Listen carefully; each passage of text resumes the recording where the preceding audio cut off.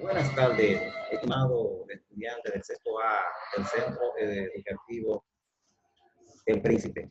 En esta ocasión vamos a trabajar de manera sincrónica la parte conceptual y presentaremos algunos que otros ejemplos de los números fraccionarios, que es la primera unidad con la que pretendemos comenzar nuestro trabajo para este año escolar 2020-2021. Pues bien, vamos a compartir una pantalla para presentar, ¿verdad?, una diapositiva que nos va a permitir a nosotros hacer el trabajo, cómo la vamos realmente lo vamos a hacer.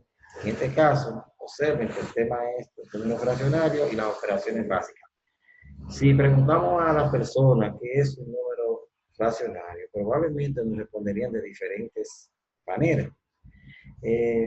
Uno nos dirían que es una parte de un todo, otros, sin embargo, contestarán a la pregunta diciendo que es un par de números separados por una raya, pero si precisamos que es en el ámbito matemático que necesitamos la respuesta, pues probablemente nos la den con algunos ejemplos como esto: un cuarto, 3/7 y un sexto, 2/5, y así otros números similares pudieran surgir.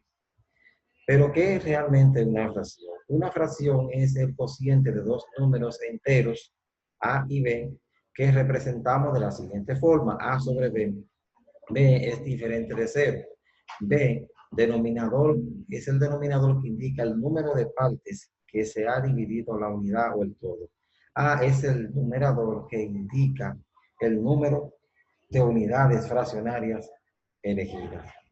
Bien, los números fraccionarios los podemos representar empleando figuras geométricas y una variedad de polígonos que hay para eso. Para este caso, nosotros vamos a utilizar el círculo y el rectángulo.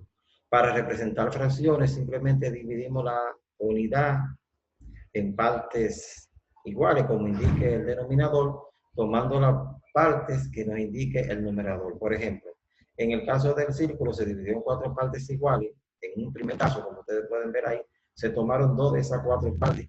Y en un segundo caso, 3 de esas 4 partes, las cuales están coloreadas de color verde, están resaltadas. También tomamos un rectángulo, lo dividimos en 6 partes iguales, pero de esas 4 se tomaron 2 y 4, como ustedes pueden ver, las que están sombreadas. Bien, continuamos. ¿Cuándo realmente utilizamos las fracciones? Al seguir instrucciones de una receta de cocina, fraccionamos los ingredientes de esa receta, ¿verdad? También lo utilizamos cuando vamos al supermercado y queremos adquirir algunos alimentos, como por ejemplo medio litro de jugo o de leche pudiera ser, o de otro líquido, un cuarto de kilo de café o de azúcar, de harina, dependiendo, 3/4 de kilo de queso, puede ser jamón u otros embutidos. Estamos utilizando la noción de fracción. Al repartir alimentos como pizza, tortas, pan, chocolate, entre otros, seguimos fraccionando. También cuando queremos comprar tela, la adquirimos utilizando los conocimientos básicos que tenemos sobre fracción. ¿Cuáles operaciones realmente podemos nosotros hacer con los números fraccionarios? Pues está la adición o suma de números fraccionarios, la resta o diferencia de números fraccionarios, el producto de números fraccionarios o multiplicación, y la división o cociente de números fraccionarios. Estas 4 operaciones son básicas, fundamentales, tanto en los conjuntos de los números naturales como en el conjunto de los números enteros, pero también aquí se pueden hacer, y de hecho puedo decirlo de una manera bien concreta porque no se desperdicia nada, mientras que cuando trabajamos a veces con decimales o con otras aproximaciones, así pues pueden perderse alguna décima, centésima, etcétera. En este caso, se trabaja y se trabaja de forma entera prácticamente, no se pierde nada. Entonces, la regla para la adición es que para sumar 2 o más fracciones, Primero se busca un común denominador, luego se divide entre cada uno de los denominadores y se multiplica por los numeradores correspondientes para luego sumarlo, dejando el denominador común, perdón, a cada una de ellas. Para la sustracción tenemos que para restar dos o más fracciones, primero se busca un común denominador, igual que en el caso anterior, luego se divide entre cada uno de los denominadores y se multiplica por los numeradores correspondientes para luego restarlo, dejando el denominador común a cada una de las fracciones, como habíamos dicho anteriormente. Para la multiplicación es suficiente con que se multipliquen los numeradores y los denominadores, es decir, multiplicar numerador con numerador, denominador con denominador, y es lo que resulte de ahí, la fracción que resulte, ese es el resultado o producto. Tenemos que para dividir fracciones es suficiente con multiplicar el numerador de la primera fracción por el denominador de la segunda, siendo este resultado el numerador resultante, y luego se multiplica el numerador de la primera por el numerador de la segunda, siendo este resultado el denominador resultante. Bien, algunos ejemplos que les traigo aquí, por ejemplo, dicen 3 décimos, para el caso de la suma, más 4 quintos es igual a 11 décimos. En el caso de la resta o diferencia, tenemos que 4 décimos menos 1 quinto es igual a 1 quinto. 3 décimos más 3 décimos, en el caso de la multiplicación, por 4 quintos es igual a 6/25. Y en el caso de la división, 3 décimos entre 4 quintos es igual a 3 octavos.